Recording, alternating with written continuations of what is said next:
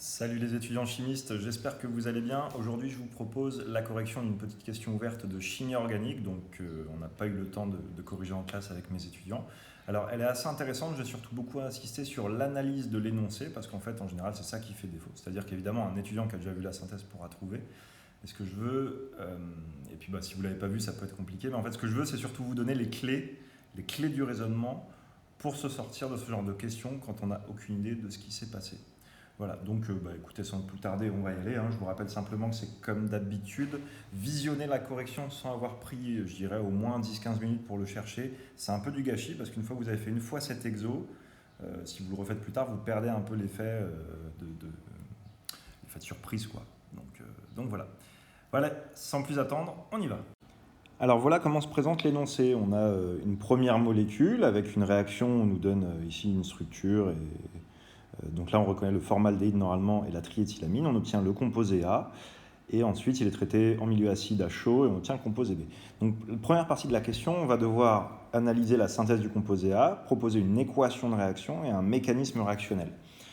Vous allez voir que les deux vont se faire un peu conjointement. Mais ce que je veux vous dire surtout, quand vous tombez sur une synthèse comme ça, c'est de bien prendre le temps d'analyser les groupes fonctionnels présents, le nombre d'atomes de carbone, voire même, je vous conseille de les numéroter, afin d'essayer de comprendre un petit peu ce qui s'est passé. Donc, ce que je vais faire, plutôt que de raisonner sur le réactif, c'est je vais d'abord analyser le produit. Qu'est-ce que je vois ici? Je reconnais deux groupements ester, d'accord, que j'ai également, c'est le même que j'ai ici dans le réactif. Je reconnais également un groupement cétone, que j'ai ici dans le réactif. Ok, donc ça c'est le premier point. Donc ce qu'on voit, c'est que j'ai deux esters qui proviendraient a priori de ce groupement-là. Par contre, j'ai une seule cétone qui viendrait de ce groupement-là. Et à côté, on n'oublie pas que si on n'y voit pas clair, il faut le développer. Mais là, j'ai aussi comme réactif le méthanal, aussi appelé formaldéhyde. Ok. Maintenant, attention, on ne se jette pas tête baissée dans l'histoire, on va compter tous les carbones. Donc je vais commencer, mettons que je vais numéroter ici le cycle. Donc je vais faire 1, 2, 3, 4, 5 et 6. C'est sans doute pas la numérotation la plus intelligente, mais c'est pas grave. Donc ici, je vais dire que ça c'est 7, ça c'est 8 et ça c'est 9. Peu importe, l'idée c'est pas de numéroter selon la nomenclature UPAC, c'est vraiment d'aller chercher tous les carbones. Donc regardons bien, est-ce que ce squelette-là, on ne peut pas déjà reconnaître assez facilement, vous voyez celui du haut là, que ça, on reconnaît clairement l'enchaînement de 4 atomes de carbone qu'on a dans le réactif. Ok. Donc ça, je vais le mettre, tiens, on va le mettre en rose, boum. Donc ça veut dire que là, ce fragment-là, ben ça correspond à une molécule que j'ai ici. Une fois que j'ai fait ça, je vois qu'il reste, donc là j'ai les atomes 2, 1, 6 et 7 qui seraient dans un de ces substrats-là. Ensuite, il me reste 1, 2, 3, 4, 5 atomes de carbone en tout. Donc là, ça devient un poil plus compliqué, puisque du coup, j'en ai 4 qui viendraient de cette chaîne-là, et j'en déduis sûrement que je dois utiliser un formaldéhyde. Donc quelque part, on a trouvé la stoichiométrie, c'est-à-dire qu'il me faudra 2 molécules de cétoester pour une molécule de formaldéhyde. Donc là, on va devoir s'interroger sur la formation des liaisons CC un petit peu, mais en fait, si on essaie de reconnaître le squelette, le plus simple, c'est de partir de la fonction ester. Je me dis, le groupement ester est là, et j'ai un enchaînement de 1, 2, 3, 4 derrière. Donc ça veut dire que si j'ai un ester ici, ça va faire 1, 2, je redémarre. J'ai le carbone de l'ester, excusez-moi. 1, 2, 3, 4. Donc là, j'ai reconnu à nouveau une molécule du substrat initial qui aurait son squelette carboné ici. Et donc forcément, celui qui va me rester, alors je vais essayer de faire une couleur qui est à peu près visible, bon, je ne suis pas sûr que ça marche bien, mais le carbone 5 ici provient du méthanal. Donc le 5, il est là. Et une fois que j'ai capté ça, vous voyez, ça va être plus facile de proposer une équation de réaction et un mécanisme réactionnel, forcément. Donc qu'est-ce qu'on va avoir? Il va falloir se demander comment s'est créée cette double liaison. Alors je suis désolé, mon schéma devient un peu compliqué, donc je vais le faire à l'oral, mais là j'ai une double liaison CC conjuguée avec une double liaison CO, donc ça c'est ce qu'on appelle une alpha-énone. Donc là on se dit, tiens, on connaît un petit peu le truc, on va avoir le site qui est ici, le carbone 3 en fait venait d'une cétone, donc là j'ai un site qui aura joué le rôle d'électrophile, l'atome 3, alors que l'atome 2 aura joué le rôle de nucléophile, et l'atome 2, ce sera celui-là dans l'autre molécule. Donc en alpha d'un carbonyle, vous savez bien qu'en milieu basique, on peut faire une charge moins. Vous voyez, là, on a déjà analysé la synthèse. Je sais que j'y ai passé du temps, mais en réalité, de faire ça, ça va vous faire gagner un temps précieux. Parce que je vais pouvoir bientôt enclencher un mécanisme. Pour la liaison 5-6, l'atome 6, clairement, il est en alpha de groupement mésomère attracteur, donc ça va être un nucléophile grâce à l'action de la base. Et l'atome 5, c'est bien l'électrophile du méthanal. Et vous voyez, là, je pense qu'on est quasiment prêt à s'écrire un petit mécanisme réactionnel. Alors après que vous fassiez l'équation de réaction, puis le mécanisme, ou le mécanisme, puis l'équation de réaction, j'ai envie de vous dire, moi, ça m'est un peu égal. Du moment que ce que vous faites, c'est bon, eh bien, on dira qu'on est bon. Je vous propose qu'on démarre. Donc, il va falloir, on a compris que dans cette étape, en fait, les nucléophiles, ils vont être toujours en alpha d'un groupement mésomère attracteur, ce qui veut dire qu'il va falloir constamment créer un carbanion par l'action de la triéthylamine, puisque l'espèce basique, je ne l'ai pas indiqué, mais c'est celui-là. Tac. Donc ça, c'est la base. Écoutez, on y va pour un début de mécanisme. Donc, je pars du cétoester. Donc dans les mécanismes, je vais essayer d'être très rigoureux, d'écrire tous les doublets non liants. Et en face, j'ai la triéthylamine qui joue le rôle de base. Donc le proton le plus acide, c'est celui qui est en alpha de deux groupements mésomères attracteurs. Simplement parce que quand j'écris la réaction acido-basique, donc ici quand la triéthylamine vient déprotoner dans cette position, la base que je forme peut donner 3 formules mésomères. Je ne vais pas les écrire ici. Je considère que vous savez le faire. En toute rigueur, ce serait bien de l'écrire, mais là, on va essayer quand même d'avancer dans l'exercice. Donc, on fait attention dans les mécanismes à ne pas oublier l'ion triéthylammonium. Et donc là, j'ai formé le nucléophile. Partant de là, on va pouvoir commencer à le faire réagir avec la molécule de méthanal pour former la première liaison carbone-carbone. Donc là, c'est une addition nucléophile bimoléculaire. Je peux le noter AN2. Et donc, c'est une addition comme ceci sur le carbonyle. Donc, dans ces conditions,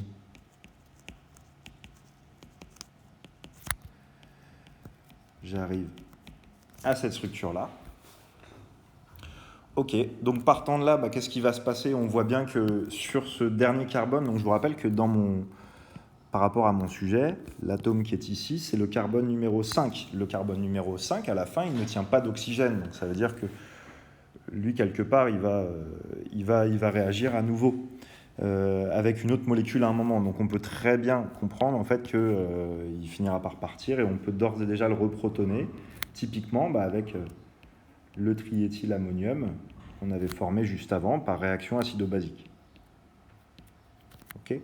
Donc si je fais ça, on obtient la molécule suivante, du coup avec l'atome 5 ici, et on peut même reporter la numérotation du produit final, c'est-à-dire que j'ai l'atome 5, à côté l'ester, ça correspond, là on a 8, on a 4, 3 et 9. C'est une numérotation un peu spéciale, mais qui correspond à celle que j'ai dans le produit ici. Donc là, il va falloir faire intervenir l'autre molécule. Oui, c'est ça.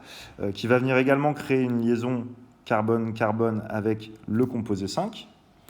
Donc pour ça, ça va être un petit peu la même chose, c'est-à-dire qu'on va reprendre en fait, se dire, bon, j'ai pas besoin de la réécrire forcément, pardon. On va reprendre, vous voyez, cette étape-là, la deuxième molécule, pareil, activée par la triéthylamine qui est ici. Je forme à nouveau cet anion. Donc là, on va se contenter de les remettre. Tac. Lui ici, et en face, du coup, je vais avoir cette structure-là. Poum. Hop.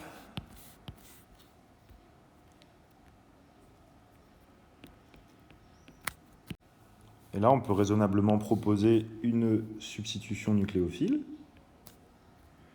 Donc H-, en général, on dit que voilà, c'est un mauvais groupe partant, mais comme là, on est en milieu basique, on peut l'envisager. On aurait pu éventuellement envisager qu'il réagisse d'abord avec l'ion triéthylammonium pour former un groupe partant H2O+, mais en milieu basique, ça se fait très très peu, ça. Donc finalement, on propose l'un ou l'autre des mécanismes, mais du coup, vous voyez, on avance bien sur notre histoire, parce que je me retrouve là, si on ne se trompe pas dans la structure. Boum. Et donc là, je vais avoir, alors, groupement ester, je vais le simplifier, puisque maintenant il va m'être un peu moins utile. Et je me retrouve avec ça, plus H au moins. Donc, si je reporte la numérotation, à partir de 5, bon, on a compris que j'avais la première molécule en bas, mais en fait, vous voyez, par rapport à la structure du haut, je vais retrouver 6, 7, 1 et 2. Voilà, qu'est-ce qu'il me reste à faire? On a presque fini le travail, quelque part, puisque là, ce qui me manque maintenant, c'est la création d'une liaison carbone-carbone entre 2 et 3, qui était ici. Donc là, on voit qu'on passe de 2 carbonylés, 2 cétones, à une alpha-énone. Donc ça, on connaît bien, c'est une condensation cétolique, ici intramoléculaire. Au passage, petite remarque, on peut très bien se dire qu'il y a une réaction que HO-, pardon, non, c'est pas ici, HO- va réagir à nouveau avec le triéthylammonium qu'on a formé à ce niveau-là. C'est pas très beau mon violet, mais bon. Tac, pour redonner de l'eau et régénérer la base triéthylamine, ok? Voilà, j'avoue que ça brûle un peu les yeux cette affaire. Bon, on est reparti du coup. Ça veut dire que là, je vais reprendre cette molécule-là. On va mettre un petit coup de gomme pour faire ça bien.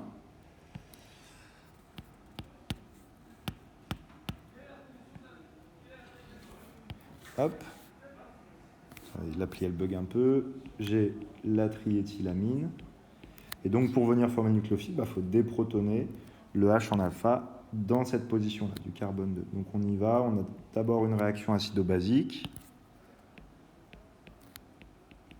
ce qui va me donner la structure suivante plus l'ion triéthylammonium. Et puis ensuite, on va pouvoir créer la liaison carbone-carbone par addition nucléophile intramoléculaire ici. Bon, alors je vais garder le triéthylammonium pour l'instant, puisqu'il va resservir dans l'étape d'après. Donc là, ça y est, on forme un cycle à 6 chaînons. Donc là, il ne faut pas se planter, on n'hésite pas à reporter la numérotation si besoin.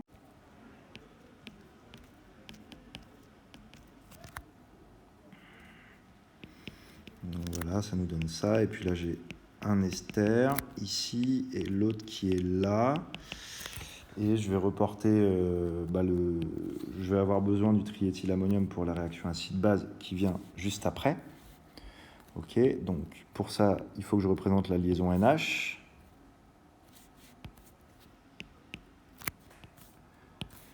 Et donc c'est l'alcoolate ainsi formé qui va récupérer un proton. Ce qui fait que si on continue, je vais revenir ici. Donc là, à nouveau une réaction acide-base. Donc ici, on aura formé le bêta-cétol et la triéthylamine. Donc il ne nous reste plus qu'à former la dernière double liaison carbone-carbone. Donc pour ça, ça tombe bien, on a restitué une base. Et on a toujours des protons ici, acides en alpha du groupe carbonyl. Donc on va partir pour un mécanisme de type E1CB, puisqu'on est en milieu basique. Je vous rappelle que là, l'erreur classique, c'est de faire une E2. Hop, ce qui va nous permettre de former le carbanion. Voilà, là on obtient le carbanion et le triéthylammonium, donc il ne reste plus que l'étape finale qui va permettre d'éliminer le groupement hydroxyle. L'ion hydroxyde, pardon. Donc là, c'est une élimination. En fait, en toute rigueur, j'aurais dû mettre le 1CB, c'est la somme d'une étape, je vais le mettre proprement, d'une étape acido-basique qui s'est fait ici,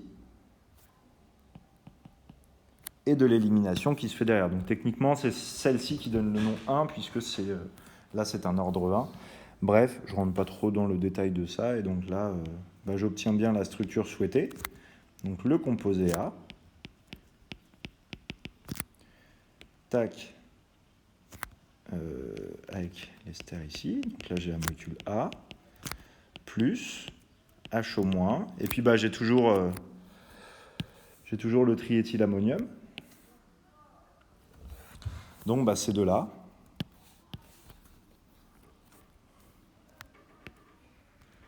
vont réagir par une réaction acide-base pour faire de l'eau et encore une fois restituer le catalyseur qui pourra à nouveau réagir.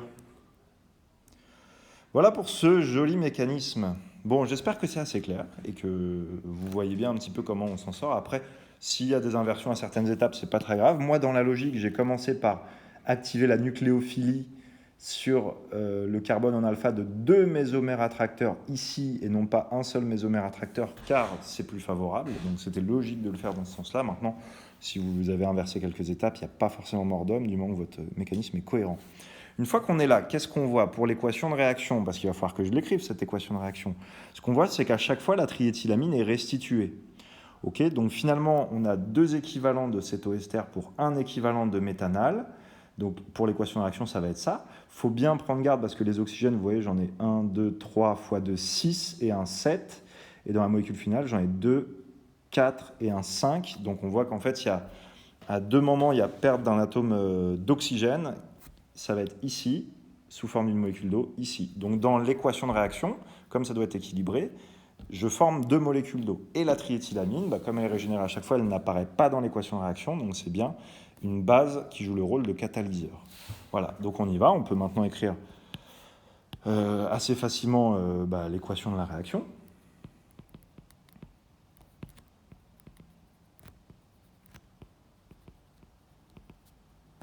Qui va être, du coup, on a 2 fois le cétoester,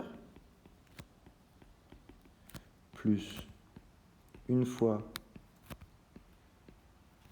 ici le méthanal, qui va nous donner la molécule souhaitée, donc la molécule A, voilà, et ici, molécule A, plus 2 molécules d'eau. Voilà, c'est ça l'équation de réaction. Voilà, quand vous êtes là, en fait, vous avez à peu près fini l'exercice, mais bon, il nous reste une petite étape pour terminer le tout. Donc on vous demande de donner la structure de B avec une formule brute, sachant que lors de la deuxième étape, c'est pas forcément hyper clair, mais l'idée c'est de dire pendant cette étape, il y a transformation d'un bêta-cétoacide. Alors nous, on a un bêta-cétoester ici. On a l'ester, alpha, bêta. Donc on se doute que l'ester va être transformé en acide. L'ester transformé en acide, donc on comprend qu'avec H3O+, il y a d'abord une hydrolyse des groupements ester qui se transforme en acide. Mais ensuite, on dit bêta-cétoacide en cétone. Donc bêta-cétoacide en cétone, je vais l'écrire, mais en libérant un CO2, ça veut dire qu'on va perdre le groupement ester qui est ici. Okay, là, on ne vous demande pas de mécanisme. Donc, le réflexe à avoir quand vous avez cette formule-là, C8H10O3, c'est de compter les carbones, les oxygènes et le nombre d'insaturations. Okay, donc, les carbones, on en a 8. Dans la molécule A, j'en ai 6, 7, 8, 9, 9. Plus, si je compte les groupements éthyles, ça fait 13. Les groupements éthyles vont sauter avec l'hydrolysacide, ça descend à 9. Et après, il faut que j'en perde un. Ce sera le groupe carboxyle qui est ici qui va dégager, comme l'indique l'énoncé. Très bien, et le nombre d'insaturations, C8H10O3, écoutez, on va le faire. Hein. Donc C8H10O3, donc ça va être 2 fois le nombre de carbone, plus 2, moins le nombre d'hydrogène divisé par 2, donc le nombre d'oxygène n'intervient pas. Du coup, ça fait 16 et 2, 18, moins 10, ça fait 8, divisé par 2, ça fait 4. Donc dans la molécule finale, j'ai 4 insaturations. Pour ce qui est du bêta-cétoacide, un bêta-cétoacide, du coup, c'est ça. D'accord ? Ce motif-là. Et on nous dit par décarboxylation, donc perte d'un CO2, ça donne une cétone. Donc tout simplement, l'équation d'une décarboxylation telle qu'elle est indiquée dans l'énoncé, c'est ça que vous devez avoir compris. Une fois qu'on a pigé ça, on se dit très bien, ça veut dire que... donc là, je scinde un peu mon truc.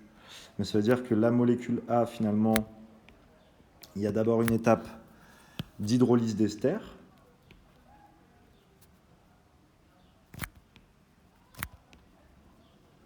Donc là, je vais avoir quasiment la même chose que A, mais au lieu d'avoir des esters, j'ai des acides carboxyliques. Et une fois que ça c'est fait, Alors, on a une décarboxylation, donc perte d'une molécule de CO2 qui correspond à celle-ci.